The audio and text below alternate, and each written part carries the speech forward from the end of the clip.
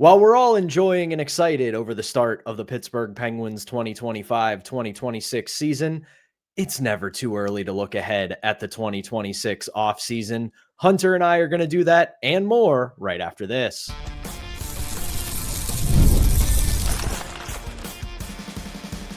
You're Locked On Penguins, your daily podcast on the Pittsburgh Penguins. Part of the Locked On Podcast Network, your team every day. Welcome in to another edition of the Locked On Penguins podcast. I am one of your hosts, Patrick Damp. You can follow me across all social media platforms at synonym for wet. Joined as always by my partner in crime, the one and only Hunter Hodes. You can follow him on Twitter at Hunter Hodes. You can give our show's Twitter account a follow at LO_Penguins. You can also find our show on Instagram at LockedOn_Penguins, as well as TikTok at LockedOnPenguins. And of course, as always, we appreciate you making us part of your daily routine. Don't forget that we are free and available wherever you get your podcasts, as well as YouTube. And if you're following us on YouTube, which you should be, make sure you hit that notification button. That way you can be among the first to know when we drop our daily Monday through Friday episodes. Before we jump into it, this episode is brought to you by FanDuel. Download the FanDuel app now by going to FanDuel.com, and you could win $300 in bonus bets if your first $5 bet wins. More on them later, because it looks like Hunter's about to fall asleep with this intro, so let's perk him up with a little bit of talk about the upcoming offseason. Now, before I get into what I'm going to deem the potential summer of Dubas, I want to add some caveats.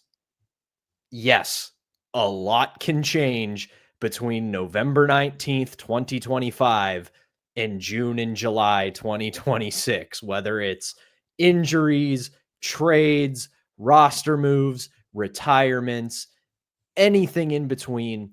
This is all obviously a fluid situation, but with the Penguins still on their little mini break after their trip to Sweden, I had to do a lot of digging today, and I went to Puckpedia and thought, you know what? Let's start planning the 2026 off season. And as we have talked about on this show, going into this upcoming off season, the Penguins are going to have a ton of cap space. They're going to have just under $49 million in available cap space. And then I looked at who they have coming off of the books. And if you look at their Puckpedia page right now, they've got 12 unrestricted free agents right now, assuming there are no trades, assuming there are no other moves. As of today, they are going to have 12 pending UFAs, and they include Evgeny Malkin, Kevin Hayes, Anthony Mantha, Danton Heinen, Noel Acciari, Blake Lizotte, Connor Dewar, Joona Koppanen, Sam Poulin, Matt Dumba, Connor Clifton, and Ryan Shea. So we'll start with this. I look at that list and I see maybe three of them that you're probably going to bring back. Evgeny Malkin, Blake Lizotte, and potentially Ryan Shea. Everybody else at this point, Hunter, and I'm going to ask you this, I think everybody else on that list, you're either going to trade or you're going to let walk. I would agree. And honestly, I still think even with Blake Lizotte, there's maybe a chance that he comes back, but also I could see them looking to move him at the deadline, depending on where they are. Of course, Ryan Shea, I think it's likely that he comes back. He's fairly cheap for what he does, even in a top four role. I don't think he's going to command too much of a pay raise, in my opinion. Evgeny Malkin, they're going to have that conversation in February during the Olympic break. And Pat, I retweeted that article the other day where he said he doesn't want to go anywhere, doesn't want to hear about, Florida, Colorado, all those other places. So if he plays again, which there's a good chance potentially, it's going to be here. And I assume it's going to be a 1-year contract and it's not going to be much money. So even if they sign, one or two of those guys, they're still going to have quite a bit of cap room. And that doesn't take into account, other players that could potentially get, moved off the roster at some point, just, overall. So they're going to have a lot of wiggle room. They're not going to use all that cap space next summer. That's just not realistic, especially with where they are in this rebuild. I still think it's better for them to look at hockey trades in general, just because, Pat, it's funny. Everyone's like, oh, look at that 2026 free agency class. Looks so good, right? And then Connor McDavid resigns. And then, Adrian Kempe resigns. And then Kyle Connor resigns. And then you have all these other players wanting to resign with their teams. And you look at the best free agent right now, UFA wise, just strict UFA. It might be what? Alex Tuck, Artemi Panarin. It's not great. And who knows? I think Alex Tuck might resign up in Buffalo. And Panarin, I think he has the best chance of like the top ones to get to market. I'm not sure the Rangers are going to want to bring him back. And I think he can get a pretty good payday elsewhere. But again, it's starting to look like, this past year where, sure, Mitch Marner got really close and, they traded his rights. But you look at this past year's class, it wasn't the best to say the least, So that's not really where you want to spend all of your money. I think they'll still maybe make some depth moves, but I think trades, pure hockey trades, if you want to really get aggressive with a cap space, I think that might be their bread and butter for attacking things next offseason, no matter where they finish in the standings. And that's a good place to pick it up, because this is what my morning Puckpedia project was about. So I talked about all of those players, the UFAs. You're only going to probably bring back Gino and Blake Lizotte. Again, working under the assumption that here on November 19th, these guys are still going to be on the roster. You're going to bring those two back. You're going to bring Ryan Shea back. And that's going to cost you, if I would imagine, around $8 million. Probably about $5 million for Gino, $2.5 million for Blake Lizotte, maybe $3 million. And then when you go to the RFA side, there's not many of note there. The four that I would say are Philip Tomasino, who, given the way this last 24 hours have gone, would be shocked if they bring him back unless he really turns it around. Artur Shilovs, Yoel Blomqvist, and Ville Koivunen. Obviously, Koivunen you're going to keep. That is a no-brainer. We'll see what shakes out with the goaltending situation with Sergei Murashov, Tristan Jarry, and all of that. So I don't know what they'll do with that, but at the end of the day, let's get into what you said about potential trades. You make all these moves, and let's operate under the assumption that they're going to spend about $10 million in-house to keep their people around. You're operating with about $39 million of cap space now. So they're going to have to, or not have to, but they could make hockey trades. And I'm going to throw out one big name that I think the Penguins could target this summer if the opportunity presents itself. Jordan Kyrou out of the St. Louis Blues. Because as we have talked about, the Blues are a heavily disappointing team right now. They've got absolutely no goaltending to speak of. They are not high in the standings whatsoever. And there are a lot of calls around that team for them to hit the reset button, if not fully rebuild. And then you add in that when the NHL and its people go to the Olympics in February, Doug Armstrong is part of Team Canada's management team. So is Kyle Dubas. If I'm Kyle Dubas in February and these trends continue where the Penguins are looking like they're taking a couple steps forward with their young guys, there's some potential there. They've got to really try to maybe make the next step in this rebuild.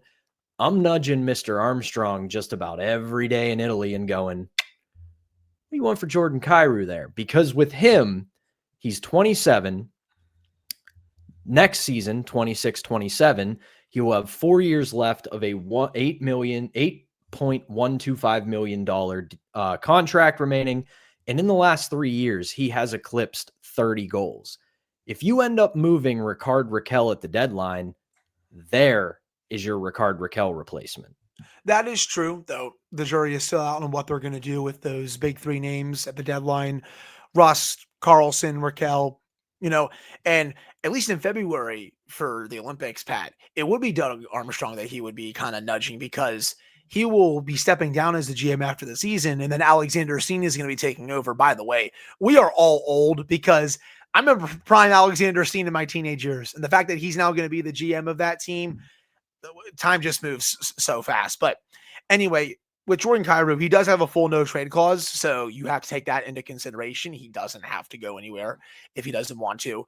You are correct about how disappointing they have been. Now there's still time. We're doing this, in the second half of November. They can still turn it around. Excuse me. Remember, last year they had a really nice end to the season. They got in the playoffs, and they were really close to getting to the second round. They probably should have beaten the Winnipeg Jets in the first round, but this year, everything has been really disappointing. If things don't turn around this season and they miss, I could see teams, maybe even the Penguins, going, hey, what would you be looking for someone like this? With Kyrou, he is 27 years old right now. He has 6 goals, 11 points in 19 games. This is a 3-time 30-goal scorer. He had 36 goals and 70 points in 82 games last season.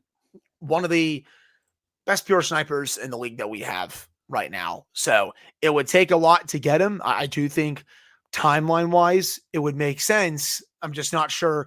Would they be willing to pony up the assets to go get someone like that, especially with the no trade clause? But, we'll have to see. But it would make sense for me. I like Kyrou a lot. I do too. And I think with just the bevy of picks that they have and a couple of other assets, depending upon what St. Louis wants to do. Like even if you want to move potentially a Shilovs or a Blomqvist, because that you have hopefully your guy in Sergei Murashov, that you have made those two somewhat expendable. And if you need to move maybe a B tier prospect or something to get a 27, soon to be 28-year-old pure sniper that kind of fits into your timeline without giving up everything, that could be a move to make. But again, as you said, as I have said, all the caveats apply here. St. Louis could turn it around in the second half. They have been known to do that for the last few years. And maybe suddenly the bottom falls out for the Penguins and they say, hey, forget that. We're going to keep stockpiling prospects and assets. Who knows what happens? But with the Penguins off until Friday and basically only practice happening today, they needed something fun to talk about. And who doesn't love talking trades and playing armchair GM? It's pretty much the only reason I keep downloading EA NHL, because I love playing armchair GM. It's one of my favorite things in the world to do because it's no risk and it's fun. But that was just some stuff we wanted to get into to start the show, to get everybody's antenna up, because this rebuild is still in the beginning stages and there are a lot of places it can go. So obviously that's going to be a topic of discussion on this show for quite some time. But that is going to do it for our opening segment. When we come back, Penguins were back at work today, and it was a mandatory work day. We're going to talk about the practice, the vibes, and some other things from the Penguins world today when we come back right after this. Before we do that, though, we've got to tell you about today's first sponsor, and that is Rougiet. Let's be real, making excuses doesn't solve anything. We've all heard them before. It's just stress. I'm tired, or it happens to everyone sometimes. But when it comes to performance, sometimes your body just needs a little extra support, and that is where Rougiet comes in. Rougiet.com offers fast-acting, doctor-prescribed treatments for ED designed to help you stop making excuses and start making moves. Rougiet makes it really easy to get started. You just connect with a board-certified doctor 100% online, so you avoid those awkward waiting room visits where you're looking down at the floor, you're not making eye contact, and everybody knows why they're all there. And if it's prescribed, your treatment ships discreetly right to your door. The process is fast, simple, and private, and it's all handled by real doctors. It's all about confidence, connection, and getting back to the moments that matter. Visit rugiet.com/LockedOnNHL to get 15% off your first order. That's rugiet.com/LockedOnNHL. And don't forget to use our code LockedOnNHL so they know that we sent you. Rougiet, stop making excuses and start making moves. All right, we're back here on the Wednesday edition of the Locked On Penguins podcast. I'm Patrick Damp, right alongside Hunter Hodes, and let's start with the big news of the day. Philip Tomasino has cleared waivers. He goes unclaimed by any of the other 31 teams in the NHL, so he is now eligible to be sent to Wilkes-Barre and the AHL. That one I am a little surprised by. I figured that there would be one, maybe two teams taking a chance on Philip Tomasino with injuries, underperformances, and disappointing as Tomasino has been this year. The track record and the potential are still there. And I really thought between that, a very affordable contract, his time in Pittsburgh was probably at its end, but here we are. He was at practice today, and we'll see if he ends up getting sent to the minors.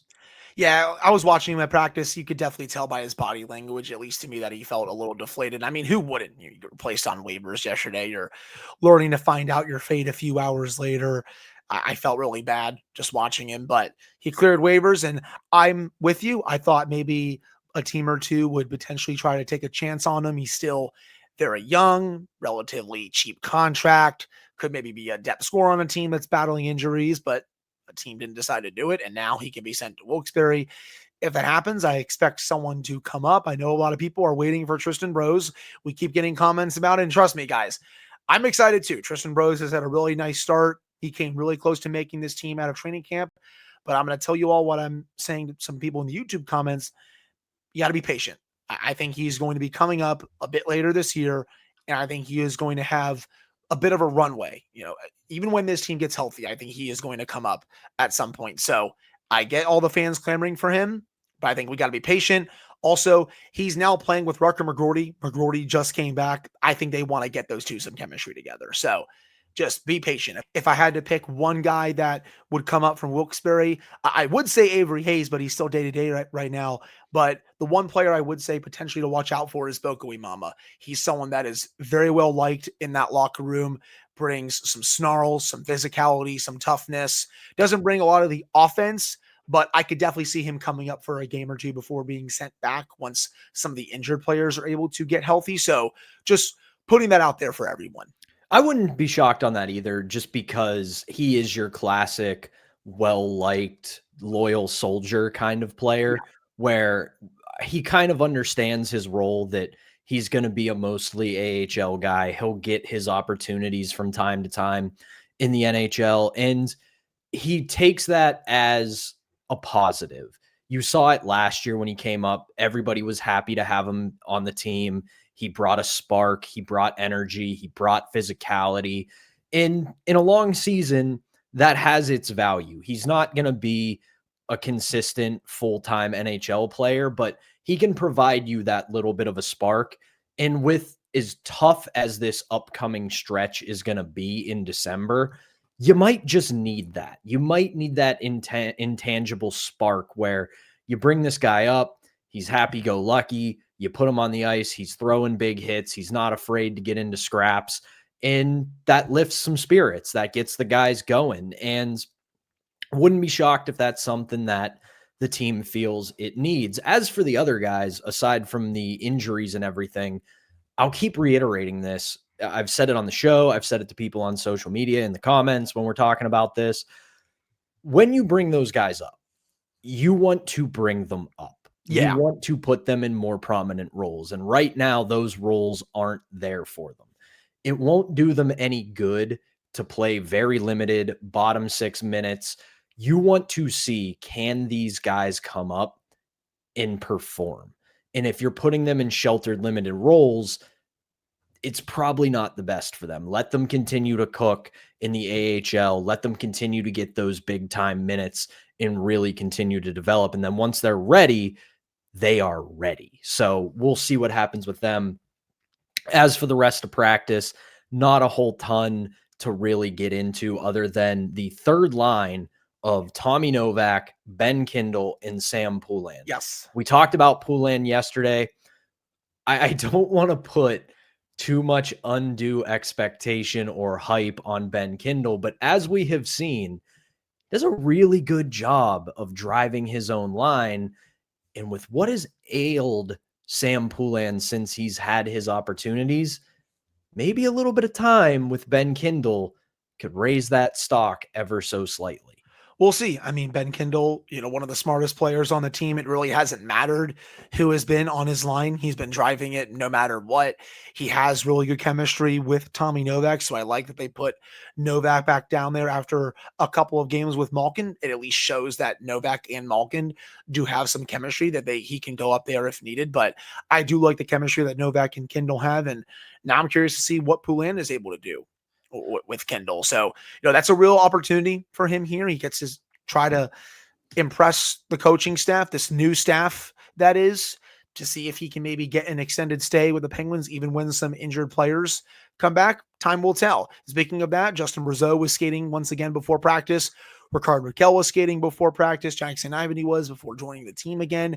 Tristan Jarry was back out there for another practice. So he's starting to get a little bit closer. So, some guys, some of them are not at practice yet, but they're getting closer, which is what you want to see. This team is so banged up right now, and they need to get guys back ASAP, especially with the December that they have coming up. Also, Harrison Brunick spoke after practice. Dan Muse talked about that.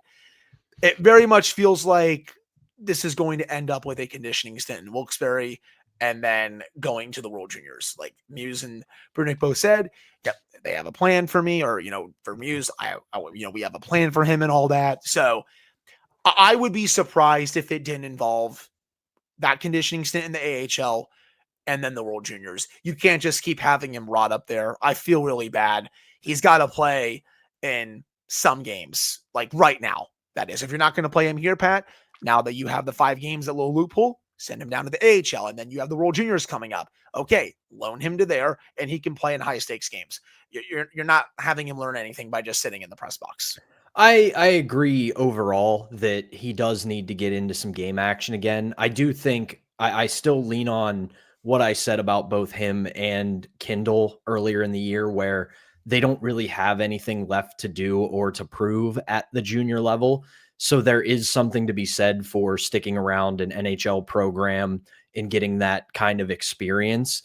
But at the same time, yes, he does eventually need to get into some game action, because workouts, practices, travel, all that isn't really doing that much for him. But you can kind of see they're hinting towards this, because if they weren't going to do it, they probably would have sent him back to juniors at this point. So it really does feel like it's trending toward sending him to Wilkes-Barre for a few games, then giving him to Team Canada for the World Juniors. And then after that, you reevaluate. If you want to keep him around, get him into some games, fantastic. If you do want to send him back, you've at least put him on a really good path to see what it's going to take to not only make the team, but stay on the team. So we will see what happens with him, but that is going to do it for our middle segment. When we come back, my favorite segment on Locked On Penguins, it's Wednesday, and that means it's time to give out our MVP of the week as part of Warrior Helmet Wednesday. And there are going to be 2 winners this week, so stay tuned to see who's getting the Warrior helmets this week. We will do that when we come back right after this. But first, we've got to tell you about our last sponsor, and that is FanDuel. The NBA is back, and there is no better place to get in on the action than FanDuel, the official sports betting partner of the NBA. Even if you missed tip-off or you just want to ride the hot hand, FanDuel has live bets on everything from who will score next to fourth quarter comebacks. Plus, you can even combine your live bets into a same-game parlay for a shot at a bigger payout. FanDuel keeps every game exciting, especially when your team is making that late push. Right now, FanDuel is offering new customers $300 in bonus bets if their first $5 bet wins. So head to FanDuel.com to sign up and play your game with FanDuel, the official sports betting partner of the NBA. Welcome back to the Wednesday edition of Locked On Penguins. I'm Patrick Damp, running right alongside my good buddy Hunter Hodes. And if you're new here, welcome to Warrior Helmet Wednesday.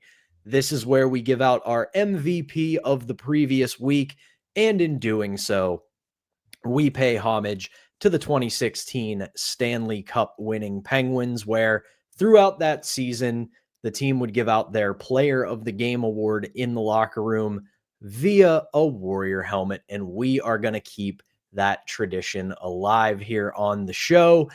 So, Hunter, I will give the floor to you. Who gets your Warrior helmet this week? Mine is going to go to Sergei Murashov for his first shutout on Sunday. Was he tested that much? No. The Penguins did a great job keeping Nashville to the outside, only giving up a limited number of high danger chances. However, when he was tested, he made it look so easy. He was so calm, composed in net. He showcased his agility.